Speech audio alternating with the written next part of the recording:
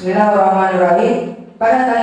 Maka pada kali ini rumusannya bakal menjelaskan kepada kita semua, yaitu tentang apakah kita disunahkan untuk mentertibkan salat yang luput ketika kita mengqadhakannya. Maka jawabannya yaitu disunahkan bagi kita untuk menertibkan ketika kita mengqadhakan salat luput tersebut.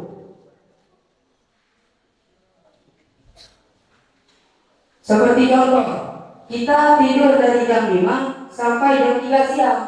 Itu salat subuh sudah luput dan juga salat zuhur juga sudah luput. Maka ketika kita mengqadhakan kedua salat tersebut, itu disunahkan untuk menertibkannya salat subuh terlebih dahulu, baru kita mengqadhakan salat zuhur. Dan lagi kalau kita meninggalkan salat dikarenakan uzur, yaitu salat luput kita itu dikarenakan uzur. Apa uzurnya? Contohnya tidur.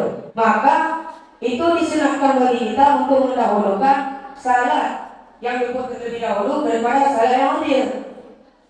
Berbeda dengan kalau kita meninggalkannya dengan ketiadaan uzur ataupun dengan sengaja. Mana contohnya? Kita malas ataupun sebagainya. Maka kalau kita tinggalkan tanpa uzur, itu wajib bagi kita untuk mengqadhakan salat luput terlebih dahulu daripada salat yang hadir.